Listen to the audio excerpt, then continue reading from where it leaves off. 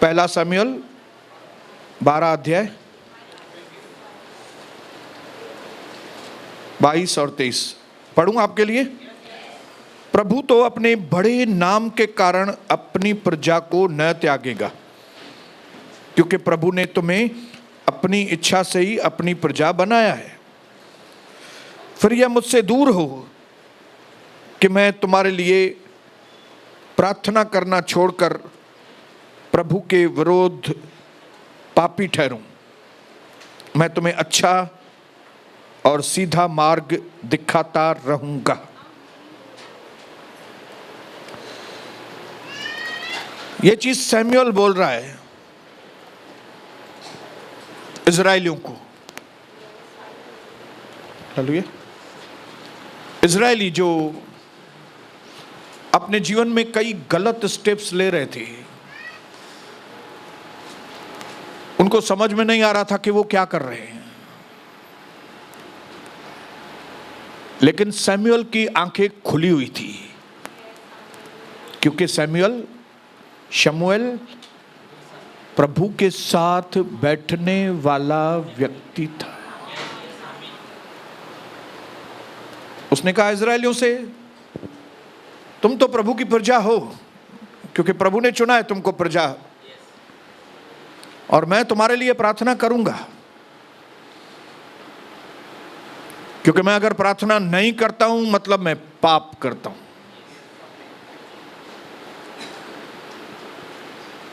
लेकिन फैसला तुम्हारे हाथ में है। तुम अगर प्रभु की बात मानोगे तो आशीषित होगे, तुम प्रभु की बात नहीं मानोगे मेरे भाइयों बहनों, ये शब्द 22-23 में पढ़ने के बाद आप ये चीज समझ के चलना, जो लोग प्रार्थना नहीं करते वे पाप करते हैं, और जो लोग प्रार्थना करते हैं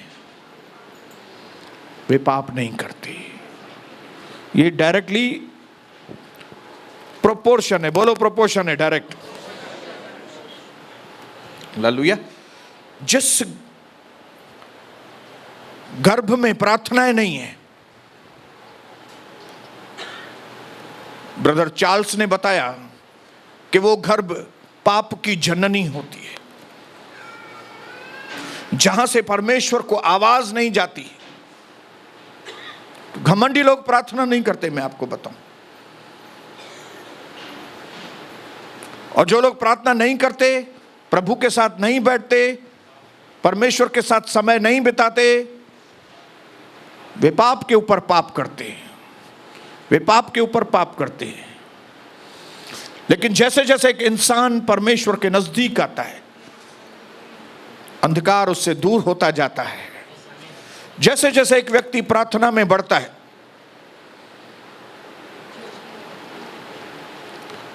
पाप उससे दूर होता जाता है। ये मैं नहीं बोल रहा हूं, अभी हमने पढ़ा वचन में। हालेलुया। ये पाप मुझसे दूर हो कि मैं तुम्हारे लिए प्रार्थना करूं। मैं करूंगा प्रार्थना, मैं अपनी कलीसिया के लिए प्रार्थना करूंगा, लेकिन आपकी मंजिल आपके हाथ में है। हालेलुया। आपकी मंजिल किसी दूसरे व्यक्ति के हाथ में नहीं है। हालेलुया। प्रभु ने आपको इस तरह से मजबूती से बनाया है कि आप इस दुनिया में राज करो,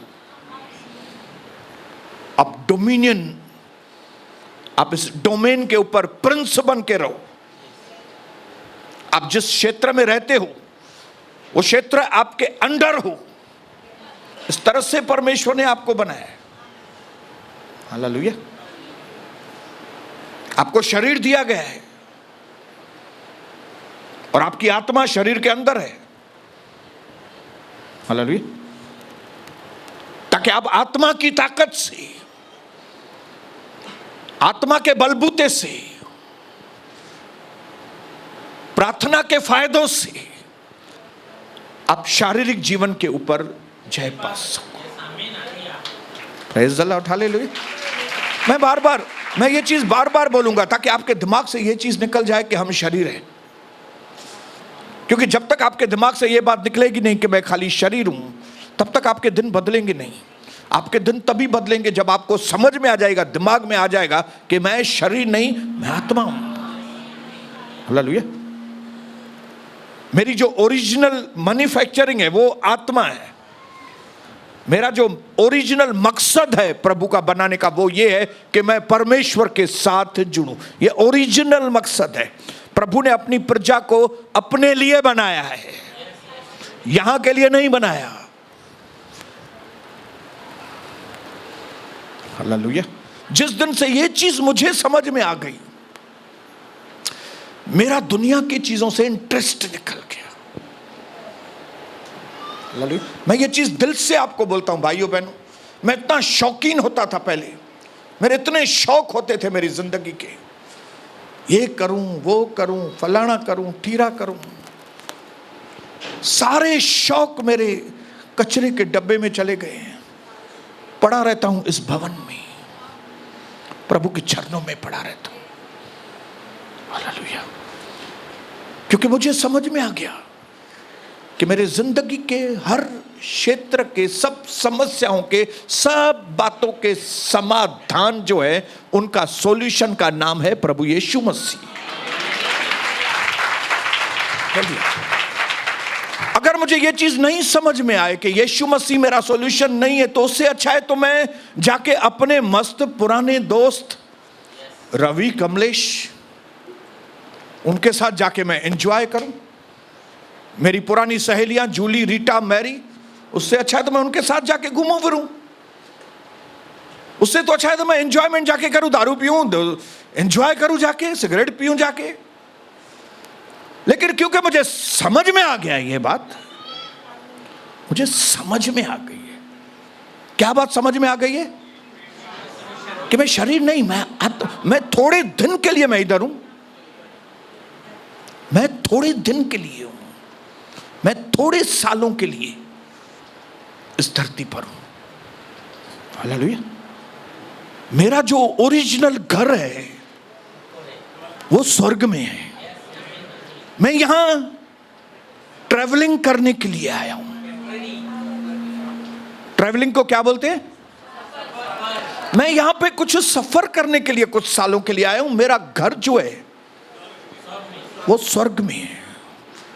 अगर आने वाले कुछ सालों में, सच बोलता हूं मैं, आने वाले कुछ सालों में आप कभी न्यूज आपको मिले या तो आपको मालूम पड़े कि सोनी बसंतानी था, वो मर गया है, तो आप इस बात के ऊपर विश्वास मत करना। क्योंकि आपको मालूम नहीं कि जिसको दुनिया मरण बोलती है वो इससे भी ज्यादा रियल जीना है हमारे लिए। हालेलुया। जिसको लोग बोलते हैं मर गया, तो मैं आपको बताऊं, अगर मेरे बारे में आपको वो न्यूज आती है तो आप बोलना नो नो नो नो, ये झूठ है, ये झूठ है। क्योंकि ये आदमी को मालूम था कि जब हमारी आंखें यहां पे बंद होगी तो हमारी आंखें इटर्निटी, अनंत काल के जगह पे मेरी आंखें खुलने वाली है। ये आदमी अब हमारे साथ नहीं है, लेकिन ये आदमी यीशु मसीह के साथ है। क्योंकि उसने जब वो धरती पर था तब उसने मुझे बताया था हमको कि मैं इधर ट्रैवलिंग के लिए आया हूं। मेरा घर स्वर्ग में है। मेरे जो दोस्त लोग हैं वो ऊपर हैं, स्वर्गदूत मेरे दोस्त हैं। यीशु मेरा प्रभु है जो मेरे साथ है वहां पे। इसके लिए मेरे प्यारे भाई और बहनों, अगर आप खाली शरीर के ही चक्कर में हैं तो आप घन चक्कर बनने वाले हैं। जैसे लोग घन चक्कर होके घूम रहे हैं। लेकिन ये चाबी जो परमेश्वर आज आपको और मुझे दे रहा है, इससे ये सारे रिवलेशन, ये सारे प्रकाशन, ये सारी रोशनियां आपको मिल सकती हैं अगर आप भी अपने घुटने को परमेश्वर के आगे टेक के रूम बंद करके अपने लिए विनतियां और प्रार्थनाएं करेंगे। बोलो हालेलुया, बोलो हालेलुया। मैंने आपको बताया कि जब मैं बालकनी में वेदी बनाता हूं और जब बालकनी में मैं देखता हूं और मैं बादलों को देखता हूं तो मेरी आत्मा बादलों को चीरती है, बादलों को चीर कर मेरी आत्मा ऊपर जाती है और मैं बादलों के ऊपर ढूंढता हूं कहां पे मुझे रोशनी दिखाई दी, कहां पे मुझे ज्योति दिखाई दी, ऐसी ज्योति कि मुझे लगे कि हां ये तो स्वर्ग होगा। और अगर ऐसी ज्योति दिखाई देती है तो मैं उस ज्योति के अंदर घुस जाऊं और उस ज्योति के अंदर घुसकर मैं एक सिंहासन को खोजूं और उस सिंहासन को खोजते मैं देखूं उस सिंहासन पर बैठा कौन है। हालेलुया। और जब मैं उसको देखूं तो मेरे अंदर एक सेटिस्फैक्शन आए कि मैं जिसको ढूंढ रहा था नीचे वो मुझे मेरे सामने मिल गया है। हालेलुया। मैं जब मैं बालकनी में अपने वेदी बनाता हूं तो मेरा आत्मा तड़पता है इस तरह से। भले मुझे आज तक दिखाई नहीं दिया लेकिन मेरे अंदर उम्मीद मरी नहीं है। हालेलुया। क्योंकि मैं नास्तिक नहीं हूं, मैं विश्वासी हूं। हालेलुया। नास्तिक के लिए अनंत काल तक ना उम्मीद और ना उम्मीदी है, लेकिन एक विश्वासी के लिए अनंत काल तक अनंत उम्मीद है हमारे लिए, क्योंकि हम विश्वासी हैं। बोलो अपने पड़ोसी को, मैं विश्वासी हूं, मैं प्रभु को खोजने वाला व्यक्ति हूं, मैं प्रभु को पाने वाला व्यक्ति हूं, मैं अपने यीशु को खोज रहा हूं और वो दिन दूर नहीं जब वो मुझे मिल जाएगा। हालेलुया। आज नहीं तो कल, कल नहीं तो परसों, मैं जिस चीज को खोज रहा हूं मेरे प्रभु को, वो मुझे, और जिस दिन वो दिन आएगा भाइयों बहनों, जिस दिन वो दिन आएगा, ये सारे वचन आपको समझ में आने चालू। हालेलुया। क्योंकि मैंने बाइबल के अंतिम पेज को भी पढ़ा है जिसमें लिखा है कि वो दिन आएगा जब आपके आंसू हमेशा के लिए आपके दुख हमेशा के लिए खत्म करने वाला है प्रभु। मैंने वो पेज पढ़ा है, इसके लिए मेरे अंदर वो उम्मीद कभी मरने वाली नहीं है। इसके लिए मुझे एक चीज का पक्का हो गया है कि एक दिन आने वाला है, एक दिन आएगा जब मैं अपने उद्धारकर्ता के साथ अपने आप को हमेशा के लिए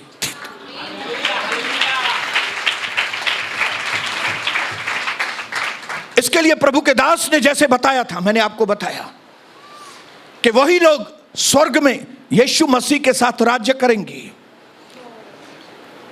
जिनके अंदर धरती पर यीशु मसीह राज्य कर रहा है। अगर इस धरती पर यीशु प्रभु आपके अंदर राज्य कर रहा है तो आने वाले समय में आप स्वर्ग में यीशु मसीह के साथ राज्य करेंगे। अगर यहां पे आपकी मनमानी चालू है, अगर यहां पे आपको जो मांगता है आप कर रहे हो, तो ये समझ के चलना कि आप यीशु मसीह के साथ राज्य नहीं करने वाले हो। लेकिन इस वक्त अगर आपके दिल में, दिमाग में एक ही चीज है कि मेरे अंदर मेरी मर्जी नहीं प्रभु, मेरे अंदर आपकी मर्जी। जिस दिन से इस तरह की प्रार्थना करना शुरू करेंगे, हालेलुया, बोलो हालेलुया, जिस दिन से इस तरह की प्रार्थना करना चालू करेंगे, क्या होगा मालूम है? इनसिक्योरिटी, फियर और एंग्जाइटी को बोलते हैं आंधमांद। आपके अंदर से आंधमांद, आपके अंदर से बेचैनी, आपके अंदर से डर फुर्र करके उड़ जाएगा जिस दिन आपने सही प्रार्थनाएं करना चालू।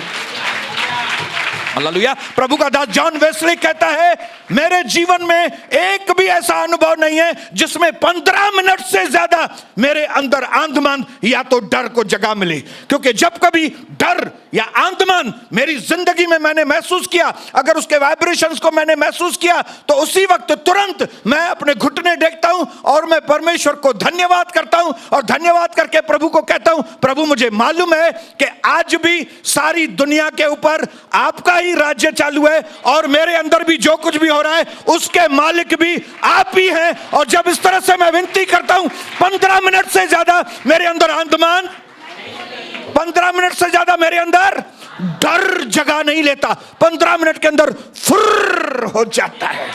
हालेलुया। आपको ये मालूम होना चाहिए, मुझे ये मालूम होना चाहिए कि इस दुनिया में आज भी वो बॉस का बॉस है, प्रभुओं का प्रभु वो है, राजाओं का राजा वो है, वही है जो आपके बोझों को हल्का करता है। हालेलुया। प्रभु ने कहा, बोझ से दबे हुए लोगों मेरे पास आओ, मैं तुम्हें विश्राम दूंगा। क्या आपको नहीं लगता है कि हमारे बोझ अभी हटने चाहिए यार? बहुत हो गए 28 साल, मैंने 28 साल बोझ में और गुलामी में जीवन बिताया। बहुत हो गए मेरे 28 साल जवानी के, मैंने जवानी के 28 साल गंवा दिए गुलामी में, डर में, इनसिक्योरिटी, आंधमान, क्या होगा मालूम नहीं कैसा होगा, क्या होगा मालूम नहीं कैसा होगा। लेकिन 28 साल के बाद मुझे प्रभु यीशु मिला, प्रभु यीशु ने मुझे दर्शन दिया, प्रभु यीशु ने बताया कि मैं तुम्हारा करता हूं, तुम मेरी रचना हो, मैंने तुम्हारे लिए खून बहाया है, मैंने तुम्हारे लिए कीमत चुकाई है, तू मेरा है, तू मेरा बन के रह। इस तरह से प्रकाशनों के द्वारा प्रभु मुझे उसके करीब लेकर आया। तब मैंने अपने मन में ठान लिया, इनफ इज इनफ, हो गया, बहुत हो गया, मनुष्यों की गुलामी बहुत हो गया, बस शैतानों की गुलामी बहुत हो गई, संसार की गुलामी बहुत हो गई। अब इसके बाद मैं गुलामी में जीवन नहीं बिताऊंगा, मैं मनुष्यों के डर में जीवन नहीं बिताऊंगा। ये आंधमान आंधमान आंधमान नहीं चाहिए मुझे, आंधमान। मैंने अपने मन में फैसला किया, मेरे प्रभु मैं अपना सारा बोझ आपको देता हूं और मैं आपको अपना प्रभु करके स्वीकार करता हूं। और मैंने 22 दिन में 20-22 दिन में मैंने पिता पुत्र पवित्र आत्मा के नाम से बपतिस्मा लिया, पवित्र आत्मा को पाया और वहां से शरक पवित्र आत्मा पाते ही जिंदगी बदल गई मेरी। ये जो आंधमान थी, ये एंग्जाइटी, ये फियर, ये इनसिक्योरिटी, आगे क्या होगा मालूम नहीं, क्या होगा कैसे होगा, ये बात, सब सवालों के जवाब मेरे जीवन के अंदर आ गए। तब मैंने डिसाइड किया कि अभी मैं पीछे मुड़ के नहीं देखूंगा, अभी मैं पीछे मुड़ के नहीं देखूंगा, क्योंकि मुझे समझ में आ गया बाइबल में ही सब चीजों का, सवालों का जवाब है।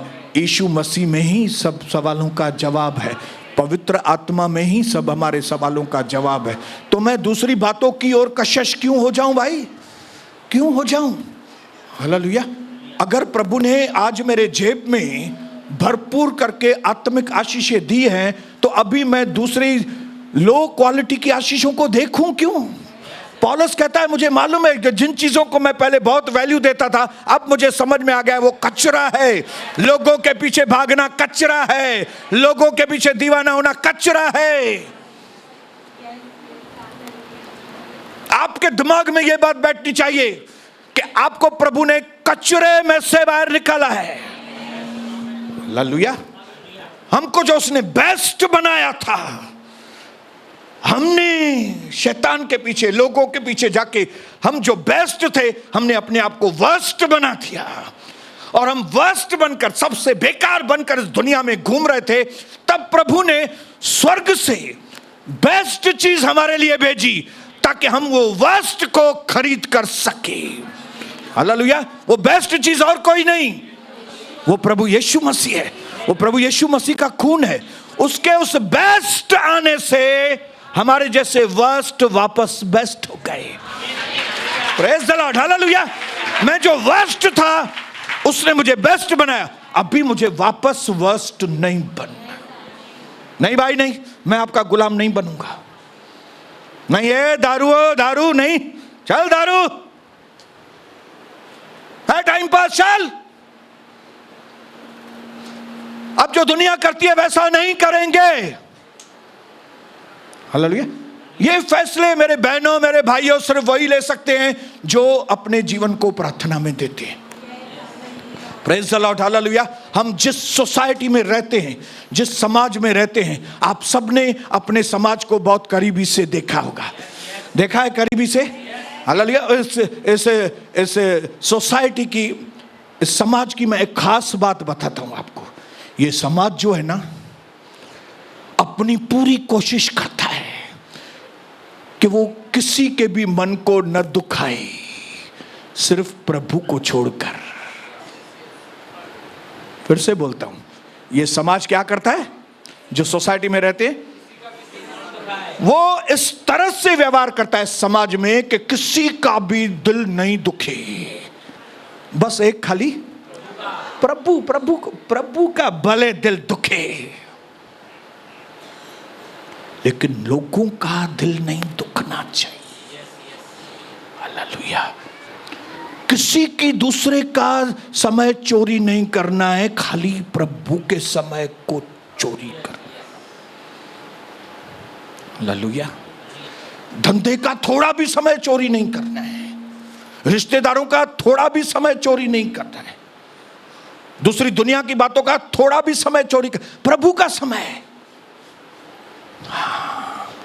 हालेलुया। प्रभु के समय में, प्रभु के समय में भी पोछा लगाने का है, प्रभु के समय में भी बर्तन धोने की है, प्रभु के समय में भी सफाई करनी है, प्रभु के समय में भी साड़ियां बेड़नी है, प्रभु के समय में भी लोगों को इंजेक्शन लगाना है। हाँ, प्रभु का समय। प्रभु के समय में क्या करना है? पुड़ियां बांधनी है, किराने की दुकान की पुड़ियां वनी उठी सगा तो या न था सगा, पर पुड़ियों बदड़ी। हालेलुया। ये बाबा सूट बेड़ के रखने हैं। क्यों? दुकान का समय नहीं, प्रभु का समय भले चोरियो। हालेलुया। दुकान के समय पे नहीं बोलेंगे मेरा सर घूम रहा है, मेरी छाती में दर्द है, मुझे टंगू कम नहीं, मुझे जंघा वञनि थियूं, ओडी महिल असां न चवंदासीं। क्यों? हम समाज वाले हैं, हम सोसाइटी वाले हैं। हालेलुया। हम सबका दिल रखते हैं, एक प्रभु का छोड़ के। तब मैंने भी 1993 में फैसला किया कि मैं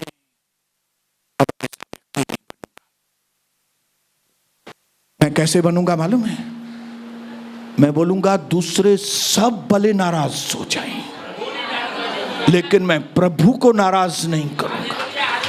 मैं दूसरे सब लोगों का समय भली चोरी करूंगा, लेकिन मैं प्रभु के समय को चोरी नहीं करूंगा। हालेलुया। मैंने डिसाइड किया कि ये केबल का बंडल मैं प्रभु के वक्त में उठाऊंगा ही नहीं, ऐसे करके धक्का दे दूंगा केबल चल। क्योंकि मुझे समझ में आ गया कि मेरे जिंदगी की सब समस्याओं का, मेरे जिंदगी के सब सवालों का, मेरे जिंदगी के सब गहराइयों का जवाब यीशु है। हालेलुया। उसने मुझे करोड़ों के भीड़ में से चुना। हालेलुया। मैं तो एकदम अनकंफर्टेबल था। क्या था मैं बेचैन व्यक्ति था, मैं आंधमांद वाला व्यक्ति था, मेरे मन में कभी शांति नहीं थी। लेकिन ये प्रभु ने मेरे को बोला, हे बोझ से दबे हुए लोगों, तुम मेरे पास आओ तो मैं तुमको शांति दूंगा। और उसने खाली कहा नहीं, उसने मुझे शांति दे दी। और जब उसने मुझे शांति दी तो प्रभु ने मुझसे बात की। प्रभु ने कहा, सोनी, मैंने तुमको आराम इसके लिए नहीं दिया कि तू आराम के दायरे में बैठ जाए। मैंने तुमको आराम इसके लिए दिया है ताकि तुम दूसरों को आराम देने वाले बनो। ये चीज ध्यान में रखना। कई हमारे मसीह लोग बर्बाद हो गए हैं। क्यों? क्योंकि उन्होंने परमेश्वर से आराम पाया और फिर आराम के दायरे में बैठ गए। लेकिन मैंने और मेरी पत्नी ने फैसला किया, हम आराम के दायरे में नहीं बैठेंगे।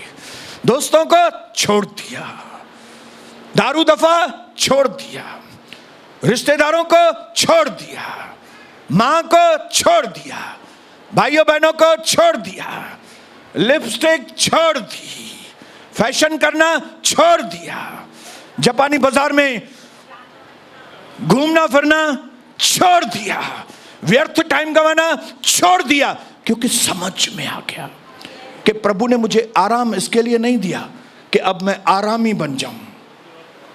प्रभु ने मुझे आराम इसके लिए दिया ताकि जो दूसरे बेआराम हैं उनके लिए तुम घुटना टेको। क्या आपको नहीं लगता है कि कई लोग यहां पे जो बैठे हैं आराम पाकर आराम से बैठ गए। क्यों दुनिया में जागृति नहीं आ रही है? क्यों घरों में जागृति नहीं आ रही है? मैंने देखा है थोड़े ही पैसे आते हैं, थोड़े ही पैसे दिमाग पे चढ़ जाते हैं। ऐसा नहीं कोई बड़े भाई आपको 10 करोड़ मिल गए तो दिमाग खराब। 10 करोड़ नहीं, 10,000 है खाली।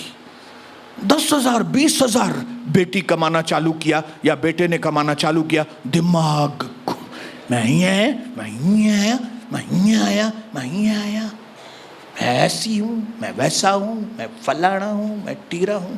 10-20,000। उठते बैठते परमेश्वर की उपस्थिति से उठता हूं और कविता और मैं आपस में बैठ के बोलते हैं कि अगर इस दुनिया में मैं कभी अरबोंपति भी बन जाऊं प्रभु, तो भी मैं आपके चरणों में पड़ा रहूंगा, जैसे दाऊद राजा पड़ा रहता था आपके। क्योंकि दाऊद ने कभी इन उपकारों को भूला नहीं था। हालेलुया। दाऊद को मालूम था कि एक एक दुश्मन के चंबे में से, एक एक दुश्मन के कब्जे में से कैसे प्रभु ने मुझे छुड़ाया। शाऊल पीछे पड़ा रहता था, दाऊद आगे, शाऊल के लोग पीछे, दाऊद आगे, भागता फिरता था, भागता फिरता था। एक बार भाग के कोई एक ऐसे राजा के पास चला गया जो पहले से ही उसका दुश्मन था दाऊद का, और उसके लोग पकड़ के उस राजा के पास लेकर आए। तब उसने प्रभु को पूछा, क्या करूं प्रभु? प्रभु ने कहा, कम ऑन, इनको पगला बना दे। कैसे? खुद पगला बन जा। और जैसे ही वो लोग राजा को बता रहे थे, ये वो है, कौन? गोलायत वाला दाऊद, जिनके लिए वहां की पब्लिक बोलती थी, औरतें बोलती थी कि शाऊल ने तो 1000 को, लेकिन दाऊद ने, ये है वो। राजा बोलता, ये है, लेकिन ये है ना जो, इसकी तो राल टपक रही है, उसकी राल दाढ़ी से उतर के, और वो दरवाजे बैठ के ऐसा ऐसा कर रहा था।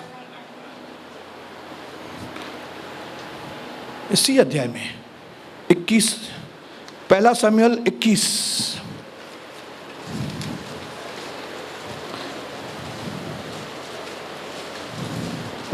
यस 13 वचन से मैं आपके लिए पढ़ता हूं। उसने उनके सामने दूसरी चाल चली और उनके हाथ में पड़कर भोंडा भोंडा अर्थात पागल बन गया। वह फाटक के किवाड़ों पर लकीरें खींचते और अपनी लार अपनी दाढ़ी पर बहाने लगा। तब आकीश राजा ने अपने कर्मचारियों से कहा, देखो यह जन तो बावला है, तुम उसे मेरे पास क्यों लाए हो? क्या मेरे पास पहले ही पागलों की कमी थी कि तुम इसको मेरे सामने बावलेपन करने के लिए तुम लाए हो? क्या ऐसा जन मेरे भवन में आने पाएगा? कौन से आदमी को तुम लेके आए हो? अभी ये अध्याय पढ़ने के बाद आप मुझे बताइए, दाऊद पागल था कि प्रार्थना करने वाले पागल हैं कि जो प्रार्थना नहीं करते? वे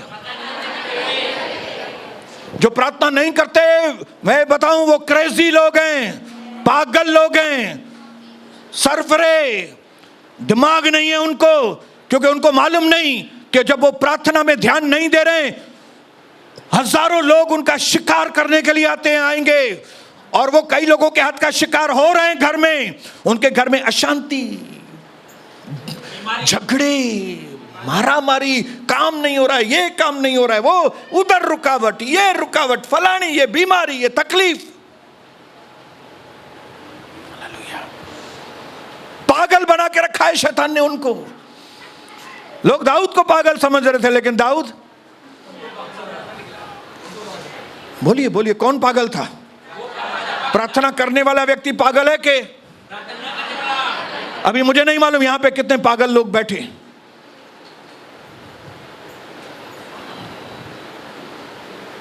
बिना प्रार्थना के फैसले लेते हैं आप, बिना प्रभु के साथ बैठे आगे बढ़ने की कोशिश करते हैं।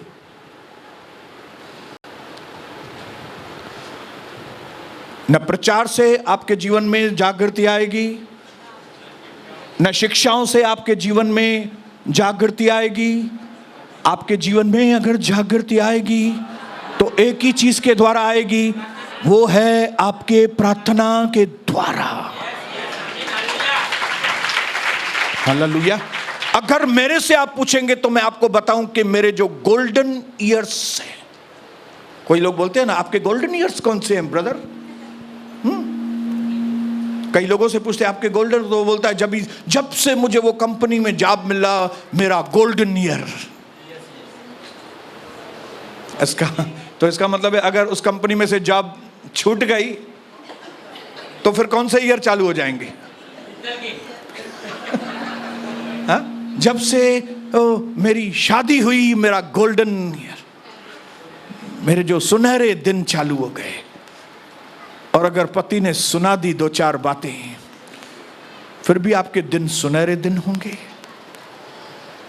लेकिन मैं अपने बारे में जरूर आपको बताऊंगा, मेरी पत्नी के, मेरे बच्चों के सुनहरे दिन शुरू हुए जब हमने मध्यस्थी की प्रार्थना को करना चालू किया, जब अपनी प्रार्थना में वेदियां बनाना चालू किया, जब हमने वेदियों को बनाने के साथ साथ दूसरों को वेदी बनाने की शिक्षा देना चालू किया, जब हमने भाइयों को और बहनों को इनकरेज किया दूसरे लोगों के कि आप यहोवा निस्सी की वेदी बनाएं, यहोवा शालोम की वेदी बनाएं, इम्मानुएल की वेदी बनाएं, सेनाओं के परमेश्वर की वेदी बनाएं, शांति की वेदी बनाएं, बरकतों की वेदी बनाएं, जीवन की रोटी की वेदी बनाएं, जीवन के जल की वेदी बनाएं, जीवन की ज्योति की वेदी बनाएं, चरवाहे की वेदी बनाएं, सेनाओं का परमेश्वर।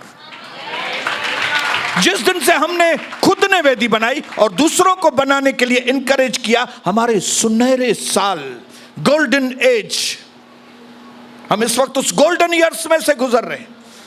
और मुझे मालूम है जिस दिन हमने ये चीज को अगर छोड़ दिया, हमारे गोल्डन ईयर्स नहीं चलेंगे। अगर आप अपने जीवन में गोल्डन एज को देखना चाहते हो, अगर आप चाहते हो कि आपके सुनहरे दिन आपके जीवन में आए, तो इधर उधर ताकना बंद करो, अपने आप को परमेश्वर के हाथ में सौंपो। हालेलुया। एक दिन था जब हमको समझ में नहीं आता था कि हम सेवा कैसे करें। समझ में नहीं आता था ये आदमी को कैसे हैंडल करें, वो आदमी को कैसे हैंडल करें, ये आदमी को कैसे हैंडल करें, काम को कैसे हैंडल करूं। उधर मुझे टूर पे जाना पड़ता है, फिर इधर से कलिसिया में लोग परेशान करते हैं, मैं क्या करूं, कैसे करूं। हम उन सालों को गोल्डन साल नहीं बोल सकते, वो मेरे स्ट्रगल के साल थे, वो मेरे भटकने वाले साल थे। लेकिन जिस दिन से हमने सही फैसले लिए, मेरी पत्नी ने, मैंने, मेरे बच्चों ने, उस दिन से हमारे गोल्डन ईयर्स, बोलो गोल्डन ईयर, बोलो। कितने लोग चाहते हैं कि हमारे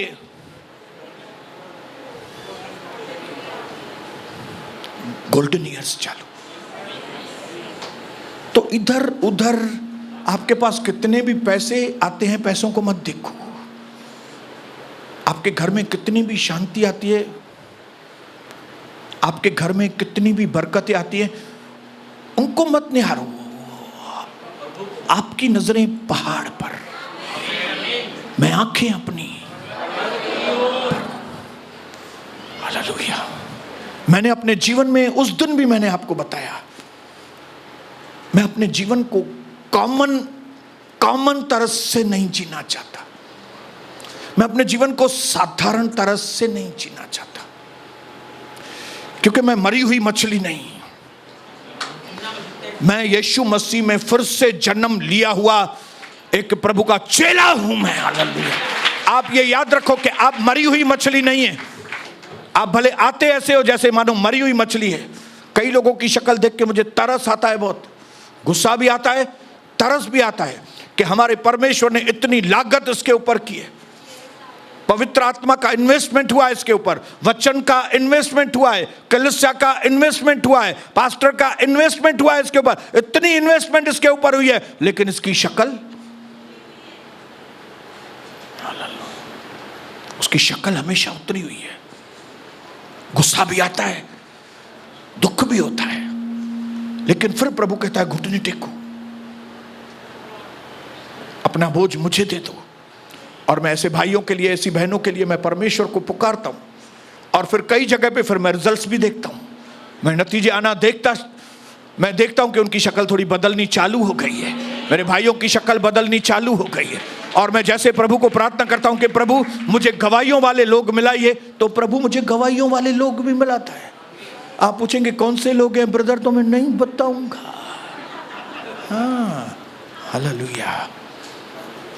लेकिन अगर आपकी नियत सही है ना, तो प्रभु आपको उन लोगों से कलीसिया में ही मिलाएगा जिनको लोगों की थोड़ी भी परवाह नहीं है, जिनको लोगों की, हालेलुया, उनको एक ही परवाह है कि जो प्रभु ने मुझे वचन दिया है मुझे वो पूरा करना है, प्रभु ने जो मुझे आज्ञा दी है उसको मुझे पूरा करना है। जैसे प्रभु ने कहा है मुझे उसकी अगुवाई में ही आगे बढ़ना है, उसकी रुकावट में जो कोई भी आएगा, ऐ महिला तेरा मुझसे क्या काम। अरे मेरे प्रभु यीशु, आप तो इसको मम्मी बोलते थे, अब ये महिला कैसे हो गई? नहीं, अभी बोलता है मैंने बपतिस्मा लिया है, अभी मेरा जीवन डिफरेंट है, अभी इसका काम नहीं है मुझे अगुवाई करना, अभी पवित्र आत्मा मुझे अगुवाई करेगा। यीशु मसीह कहता है कि मेरा जो प्यार है वो सही वाला प्यार मेरी माँ से है, सही वाला प्यार मेरे भाई बहनों से है, मेरा मोह वाला प्यार नहीं है। मुझे बाहर है, मुझे बैनर, मैं उसको छोड़ने के लिए तैयार हूं। मुझे ऐसे कई लोग मिले जो बोलते हैं ब्रदर माँ कभी केडी मतलब अलग थी वेनम गरम। वेरी गुड, मैं कभी भी अलग हो जाऊंगा। Very good, very good. हमारे मार्ग में कोई भी ऐसी रुकावट हो जो हमको परमेश्वर से दूर करे, उस रुकावट को दूर करना है, परमेश्वर को दूर नहीं करना है। हालेलुया। जो गलतियां हमने पिछले जीवन में की अभी मत करना। हालेलुया। याद रखना, सैमुअल कहता है इजराइलियों से, मैं अगर प्रार्थना नहीं करूंगा तो मैं पाप कर रहा हूं। जब मैं प्रार्थना नहीं करता हूं तो मेरे गर्भ में पाप के ऊपर पाप जन्म लेते हैं। एक पाप, दूसरा पाप, तीसरा पाप, चौथा पाप, और दुष्ट आत्माएं घेरा लेती हैं। जिन घरों में प्रार्थनाएं नहीं है वहां पे दुष्ट आत्माएं घेरा लेती हैं, और वहां पे क्या होता है? तांडव होता है, तांडव।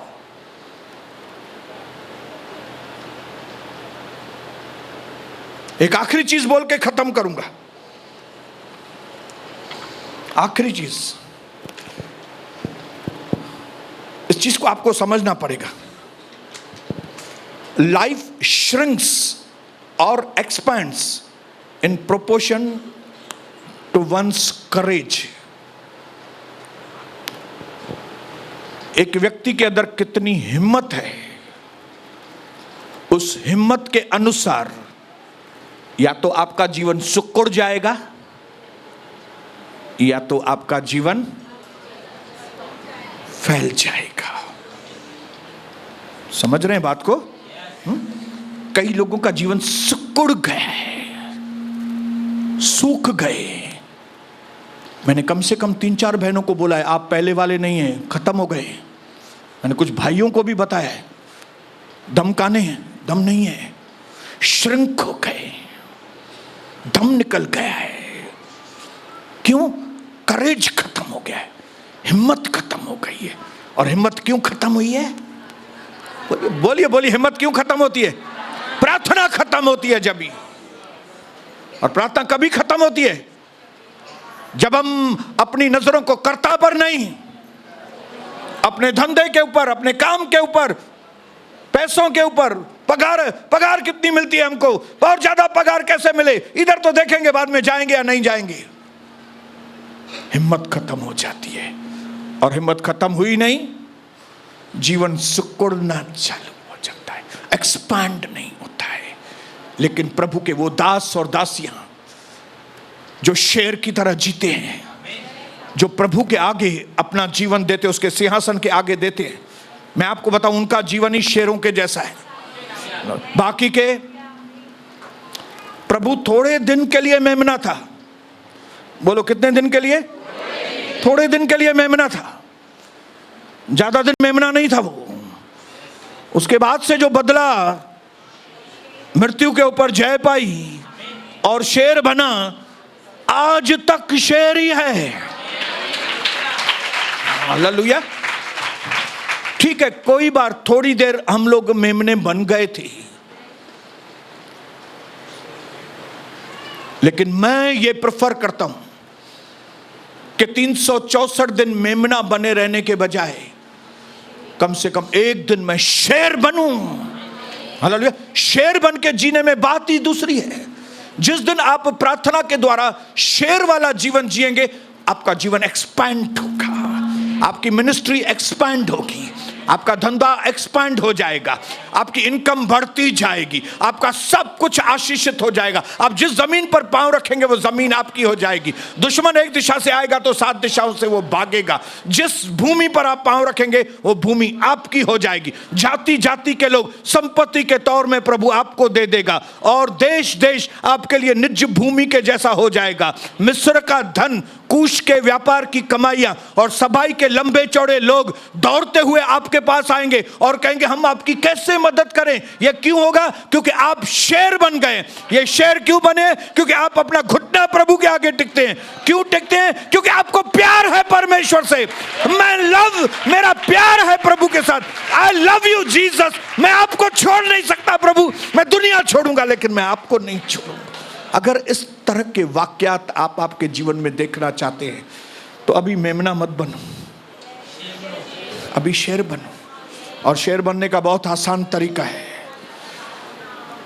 एक गुफा जहां पे एक बहुत बड़ा शेर बैठा है, प्रभु यीशु मसीह, उसके साथ उसके चरणों में बैठो, तब वो शेर, उसकी रोशनी आपके ऊपर चमकेगी। आज पिता मेरे भाइयों और बहनों के ऊपर आग और पवित्र आत्मा का अभिषेक, मुझ पर आग और पवित्र आत्मा का अभिषेक, ताकि हम अब मेमना नहीं, शेर के जैसा जीवन बिताएं, ताकि मनुष्य का डर, आंधमांध 15 मिनट से ज्यादा हम पर राज न करे। लेकिन जैसे ही कोई डर या कोई आंधमांध हमें महसूस हो, हम तुरंत परमेश्वर पिता बंद रूम में जाएं, आपको धन्यवाद करें और आपको धन्यवाद देके आपको कहें कि आज भी सारी सृष्टि के राजा आप ही हैं। वो डोर आज भी आपके ही हाथ में है। मेरे जिंदगी के सारे मैटर्स आज भी आपके हाथ में हैं और आपके कंफर्ट में मैं अपना कंफर्ट पाऊं परमेश्वर, आपके आराम में मैं अपना आराम पाऊं परमेश्वर। आज इस तरह का वातावरण हमारे जीवन में बनने में सहायता मदद करे। आज ऐसी हालात हो हमारी पिता कि हम अपने बंद कमरे को कभी छोड़े नहीं, लेकिन बंद कमरे के वक्त को हम बढ़ाएं और आपके करीब आएं और आपकी रोशनी हम पर चमके। यीशु प्रभु के नाम से आमीन, आमीन।